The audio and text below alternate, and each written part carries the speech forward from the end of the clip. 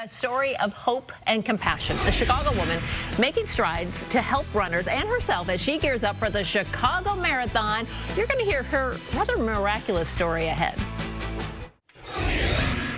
A week from today, hundreds of thousands of runners will hit the pavement for the 42nd annual Bank of America Chicago Marathon.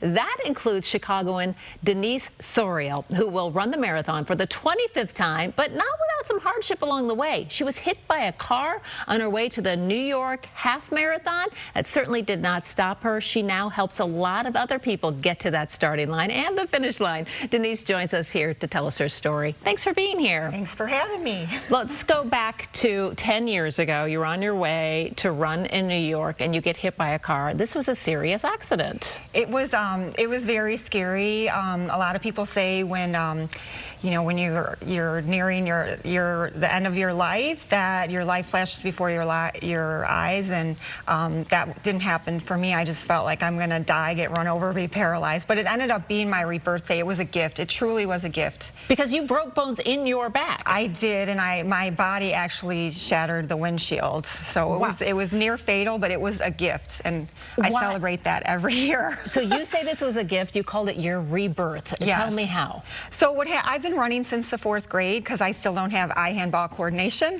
And I did the marathon, and the Chicago Marathon in 1994, and that first finish line, it changed my life. It was the first dose of confidence I'd been searching for. And shortly after that, I did a few more. I found a coach. He got me really fast, and then I lost sight of what the 4th grade girl found in running. And so what that accident did is it brought me back to the 4th grade girl who was just grateful to run and grateful for the friends it's brought into my life. And so shortly after the accident, I felt like there was a reason why I survived, and I wanted to give back to running for what it had given to me, and that's when I started coaching. So you coach people, including a lot of first-time marathoners. Future second-timers. I like that. They are. You have about 170 racers in the Chicago Marathon next week. Yes, it's their graduation day, and I'm so excited for them. And some of my first-timers are already signed up for their second marathon. Seriously? Yes. What are you trying to teach them about running a marathon? Well, not only the marathon, but just to do things that you don't think you can do. I call it skited, like you're scared and excited. There's something out there that you want to do, but you don't know if you're going to be successful. And it's when we do those things we're skited about, one, we're really showing up in our life, and two,